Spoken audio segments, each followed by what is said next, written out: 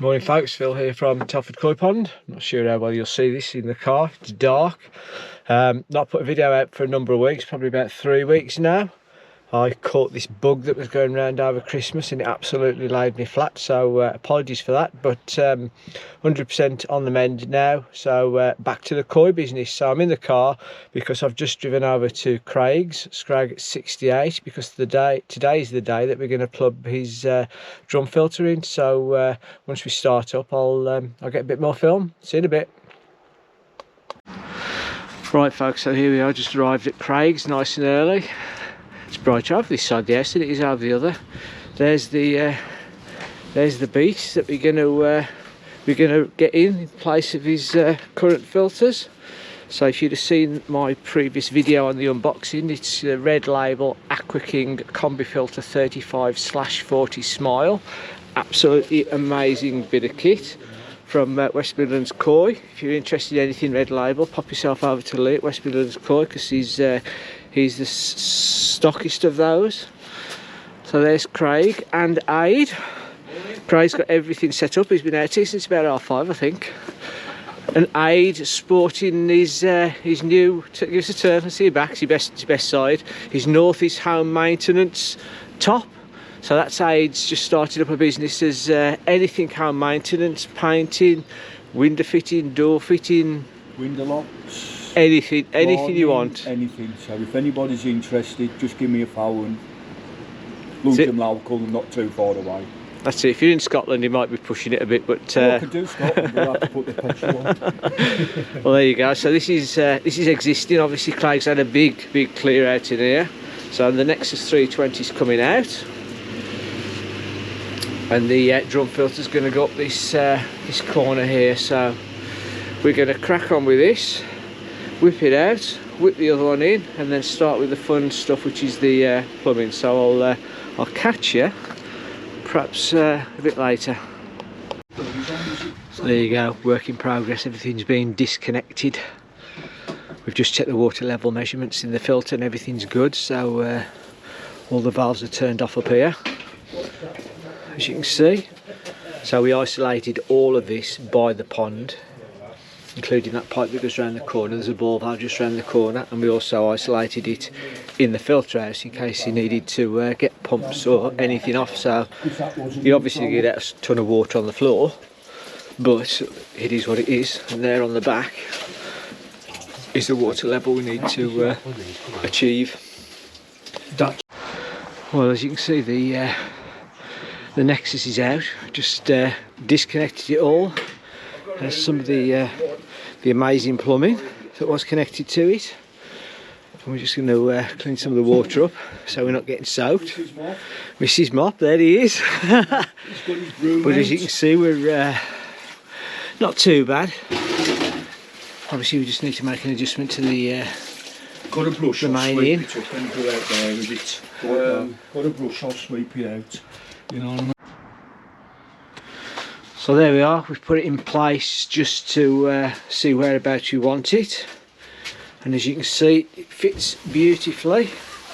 The only slight issue we've got, plenty of space at the back there for the control panel, I'm messing about that. the only slight problem we've got is we didn't realise that this concrete floor from this end to this end, it drops by about 40 mil. We thought it was level. So obviously we're going to have to pack that out, but you can see the general principle. The existing bottom drain line, we're going to crack that and turn that 90 on its side, and that will be the inlet. Then there's just one piece of pipe running from there to there. That is the simplest bottom drain ever. That's going to be superb.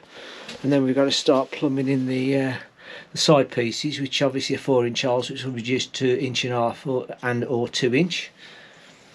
So yeah, we're just trying to think how best to make the packing for the floor. We've got slabs, we've got bricks, we've got timber, so we're going to crack on with that for a bit. Right, ladies and gentle people, it's in, but it's not in. So we've had a bit of a game because of how unlevel the concrete floor is. Without checking it, we just assumed the concrete floor was level. But once we've put the drum in and we're getting the right height, that is exactly where it needs to be. So if you put a measure across there, a level line, sorry, the top of the actual unit has got to be 125mm above Craig's resting water line in the pond. That's how you get your levels. So this is where it's going to end up, but unfortunately the distance between the underside of this at the back left needs to be 100mm to make it to the right height. Back right needs to be 130. Front left needs to be 115. Sorry, front right needs to be 150 and front left needs to be 115. So what we're going to do now is take out all these slabs and bits and pieces, and we're actually going to make a wooden frame, and then we're going to use whatever it takes to support the middle bit. So as a starter for 10, that is where it will end up. We just need to get it all levelled and everything now. So catch you in a bit. Right, ladies and gentle people, you can probably see that we're on the next phase. A massive thank you to Dawn for the bacon and egg sandwiches. They went down an absolute treat. But what you can see under there now is temporarily packed out, but you can see the actual 100mm by 100mm frame that we've put all the way around across the middle, put struts in, put braces in, and that is roughly the position of the drum. And if you we've done all this, but let's put it on there. So just to show we're not, I don't know if you can get that. That's how level it is, absolutely bob on. And also the datum, which you can see on the wall there, we needed 125 from the bottom of there to the top of that resting water datum line, and it's about 127. So absolutely superb.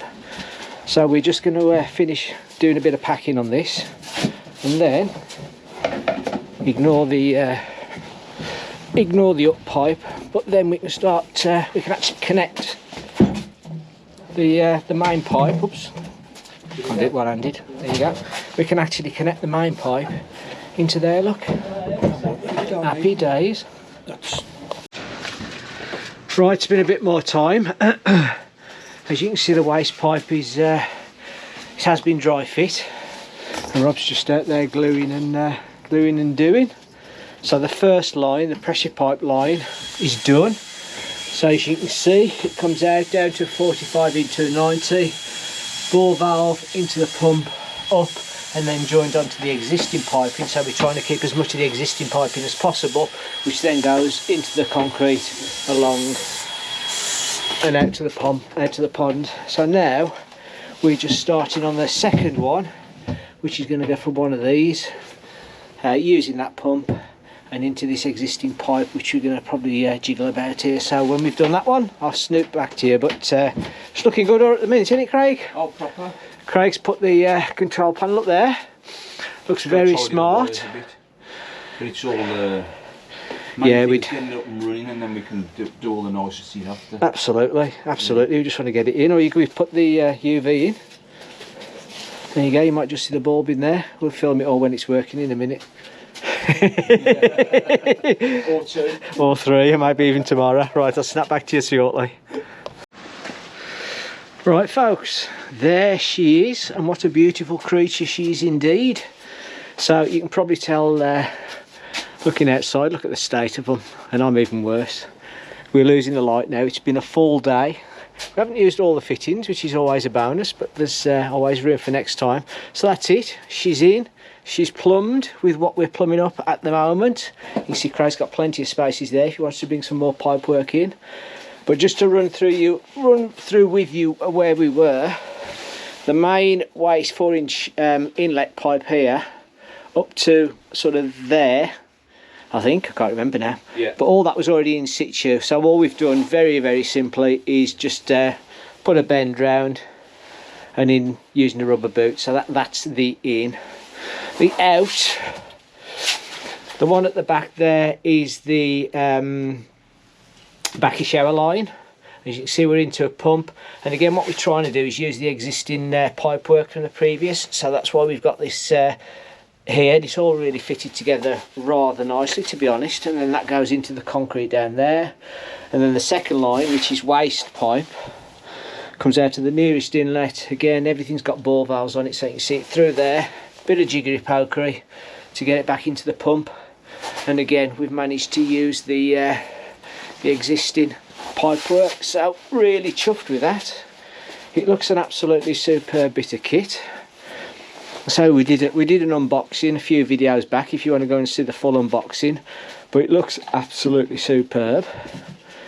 It's very tall. I have checked the height measurements many times, and there's the water line inside the filter itself, and there's the water line on the wall. You can see the white line. So Craig's done the electrics all up on the walls. Got to tidy them up. Yeah, got to tidy them up. You know Craig won't leave them like that. New air pump controls there. So I think if we're feeling very brave, we could probably just do with a bit of a quick tidy up, and then Definitely. let's open the valves and see what happens. Woohoo! Yeah, this is it, we're going for it. Craig's going to do the ceremonial switch on. Bottle of champagne. I can hear water. I can hear lots of water. There it is, coming in through the inlet. There we go, just going through the drum. Now obviously when going into the moving bed chamber, obviously when this is stopped filling up, as in the pond and this is level, it will be very low, because this is extra water to what the pond had before, so obviously the pond itself will need topping up to get it to the right level. You can see it's going up. Craig's obviously got all the media for that. He's had it in his main pond, it's all been seeded. You can hear it in there, but can't see it yet. Bit of dirt there, let's get rid of that. But yeah, it's still filling up. Bit of crap in your bottom pipes, Craig, look at that in there. Wow. Just shows that the settlement chamber is going to work. We purposely put the inlet on the lower level, so it was as close to the floor as possible.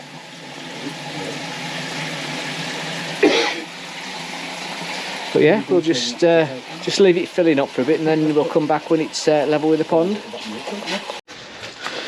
Right, so a bit more of an update. We've opened all the valves. It's not running yet, but we've opened all the valves. Everything has been absolutely sweet so far, apart from two things. First of all, we had a drip on the amalgam, which is a little bit of a nip, and it seems to have done. And also just on one of those waste pipes down the bottom, so it looks a bit Heath Robinson with two Jubilee clips on, but bottom line is it's done what it's supposed to do basically. So all the water you can see on here, so this is all from the amalgam when we first did it, but the water level is rising, so I've got the hose pipe on, thiosulfate in as a dechlorinator, but the hose pipe's running full. So what we just said, the gap, basically the gap between there and there, which is where the pond water should be when it's running, I think, is sorry, I'll start that again. The distance between there and where the pond water should be when it's all running is absolutely bob on. So we're filling the pond up. The pond's obviously filling up the same, because everything is Craig's just fishing out the media from the main pond to put it in. Big Blue's not connected yet. We'll leave Craig to that one, I think. As you can see, we're you know, when you do these jobs outside and you literally use every tool you've got in your arsenal, not as many fittings got used as we thought, so Craig's still got plenty of spares there, but we did use a fair few, as you can probably imagine. I think we were just amazed how planning allowed us to use some of the existing pipe work more than we did. And I know there's 1,000 ways of skinning a cat, as it were. We could have done this differently, but you know, it's a case of it's neat, it gives access all the way around, It's pretty blooming good, to be honest with you. And the massive benefit for Craig is look at all this space here he's got at the front of his shed now. So there were 5 of us in here for a lot of the day. Or 4.5, I suppose. You can't count 8 because of his chicken legs. It's only half a leg. But yeah, I'm sort of waffling on a bit now because we're just waiting for it to fill up, and we're going to turn the pumps on in a minute. So I'll come back to you when we're doing that. Oh, you got the media? Yeah. Marvellous. Let's see the media going in then. Is that all of it? In the pond? Yeah. Alright.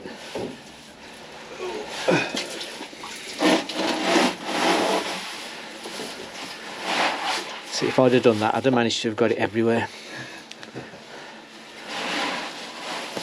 I only left 100 litres soaking. Right. And I've got 100 litres still up the top. Sweet.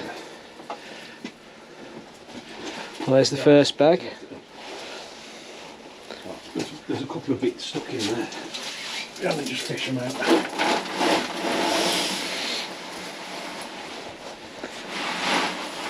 So sorry, Craig, you said this is 100 litres in total of matured. Yeah. Well, it's been soaking for about 3 weeks. Yeah. So I've got another 100 litres that's still fresh in the bags. Mhm. So I don't know whether just to run it with 100 litres now and drip feed the rest in, or just to fire it all in. Well, I would personally run it with this in now as it stands, and then to be honest with you, I'd bang the other lot in tomorrow. It just depends how high it's going to float, obviously. So air pump, there you go, air pump's on. Whoa, that's agitation. Crikey's having a shampoo and set on that one. That's that dechlorinator. Yeah. So this is your new one, isn't it? This is your Fujimatic. Yeah.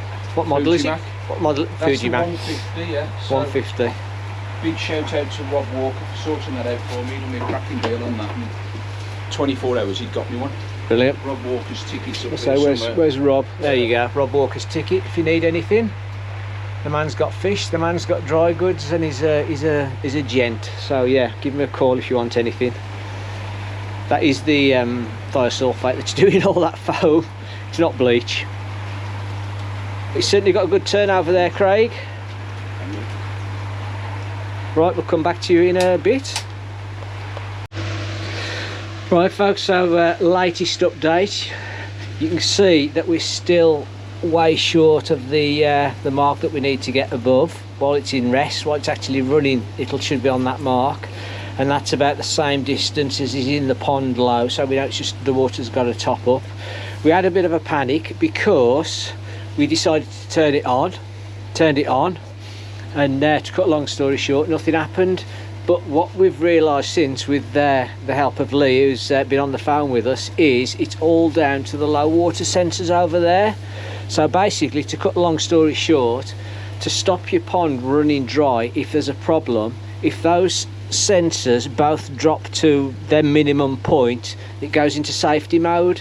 So it's not going to keep spraying and keep spraying and keep spraying, thinking the drum's clogged, and it'll eventually ruin your pond because it'll take all the water out.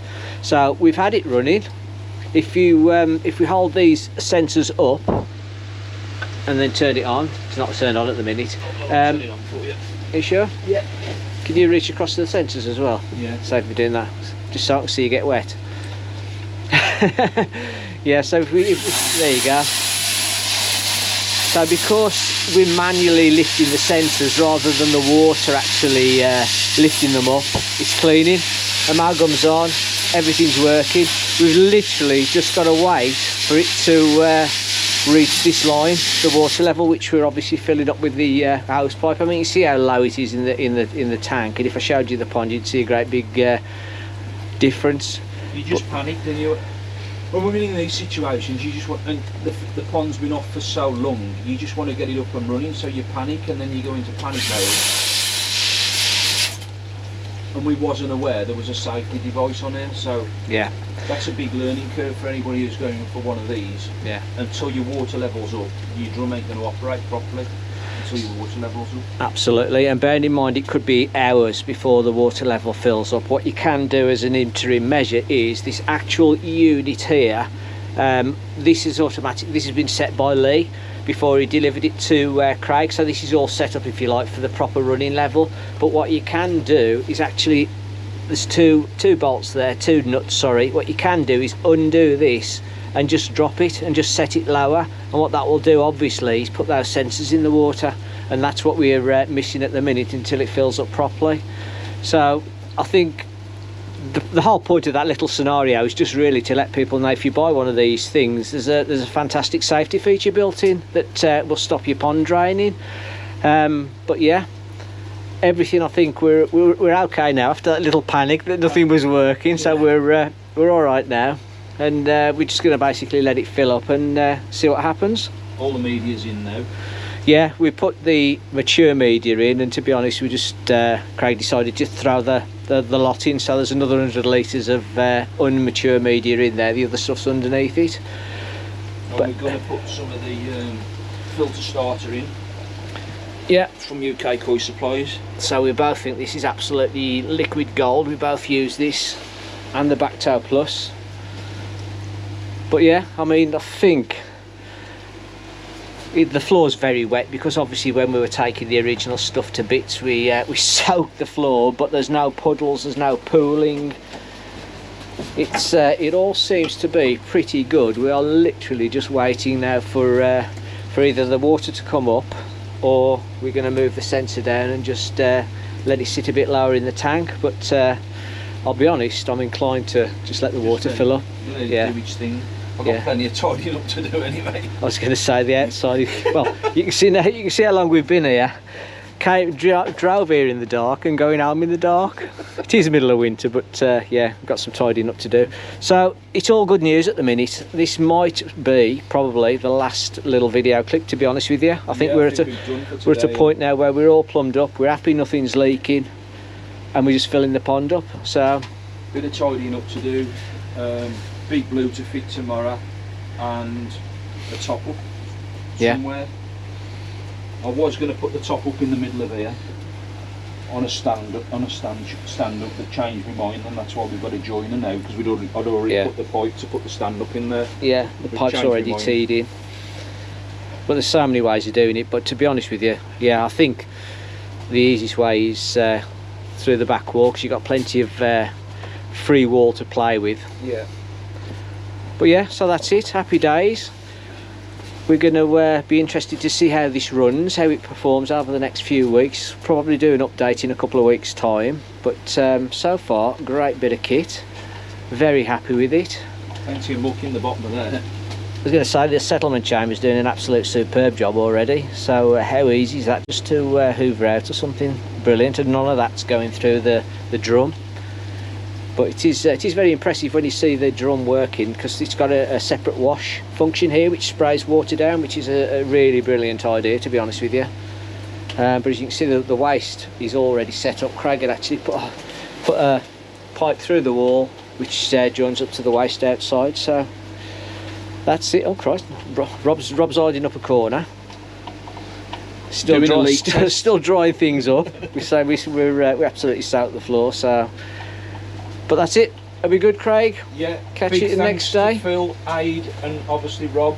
Really appreciate it. And yeah, it was stressful this morning when obviously my floor subsiding, so I put it down too. But they're saying no, it's the way I laid my floor. Absolutely. Always blame the workman. Well, that's it for now. So we call it a day. And as I say, I look forward to giving you a catch up on it.